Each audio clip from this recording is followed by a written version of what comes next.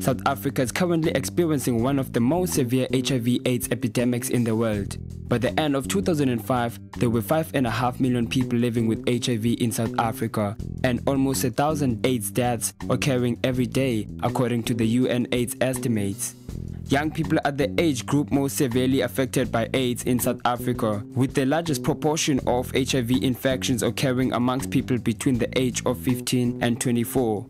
ConsciousFlowz developed a fresh way to address the AIDS issue by focusing on life skills and knowledge. The messages were delivered to 4 Cape Town area schools through music by incorporating high-level school performances, interactive and engaging workshops, a mobile recording studio to catch the voices of the youth, and a final concert to reiterate the messages and instill pride.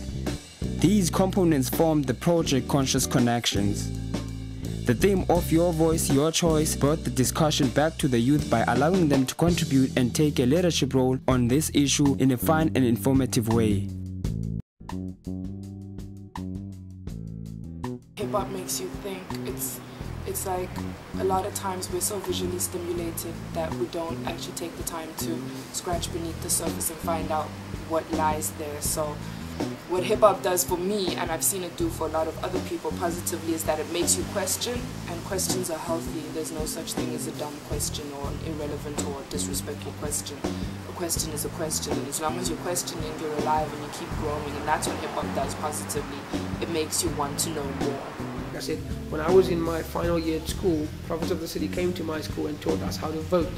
You know, so there's a voter education tour, so there's using hip-hop to do that.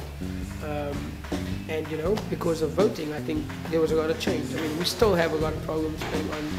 It's 2008, so it's 14 years after democracy, they call it. We call it democracy, obviously.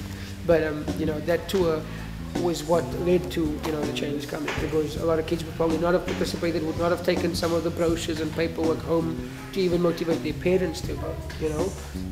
And that's just the thing. A lot of things that you could hear in a song, you could go and bounce it off friends and family because you heard it. And that's just how cool hip-hop is. It's like when we go to a school and we talk to a bunch of kids, they go out and, you know, they basically go and tell other people about it. And that's how music is, you know. It's universal. For me, hip-hop was understanding where I was coming from, you know, like understanding me. It helped me build just my form of expression, really, like, because for me nowadays, like, it's a form of therapy for me. I don't have to say what I wrote, but if I write it down, I feel so much better with it, you know what I mean? So when I was growing up, it's the one tool that, you know, it improved my English, like, exceptionally. I built my vocabulary. That's just the MCing part. Hip-hop was there, you know, basically to nurture me in all sorts of ways, you know, because I was still growing up at that time. It was a very volatile stage for all of us, you know, I mean, the black kids in the townships back then. It was either you were down with gangsterism, you know, we were all in school, but you had to choose between good and bad, you know. So there was a gangsterism path, or you want to be part of something else. If they're into hip-hop, it's like a tool or like a transport to actually take them to academically to learn something. It's like a street college, I would say, but like for them to learn and actually grow out of it, to actually get out of the streets. So hip hop is just like another like path that you can actually express yourself, how you feel, how you perceive the world, and you can see it through the other cat's eyes as well.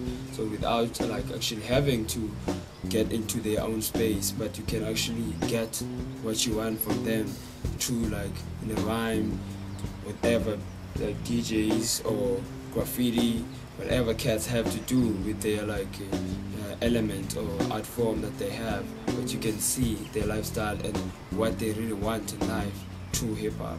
There's so many positive things that music and hip-hop bring to the lives of those that listen, and I think that it's kind of glossed over by the mainstream media and even by the mainstream music outlets like radio, for example.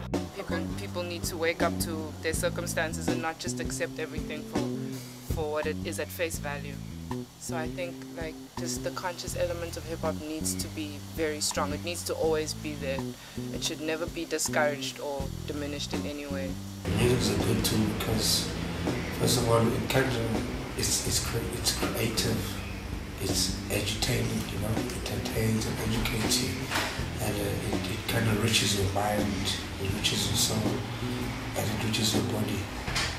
It's your choice, you know what I mean, from the point of it's your choice, and just from the fact of the music base, like everybody listens to music, all the youth listen to hip-hop music for the most part, so just that in general, man, we're just showing kids that there's options, man, we're not telling them which way to go, you know what I mean, because that doesn't work, and whatever's they've been implemented before hasn't worked. You came in a way that most young people like, especially music. We, as young people, enjoy listening to music, so that's a bonus point, because in class, you just need to focus on the teacher and the subject at hand. Yeah. Well, music transcends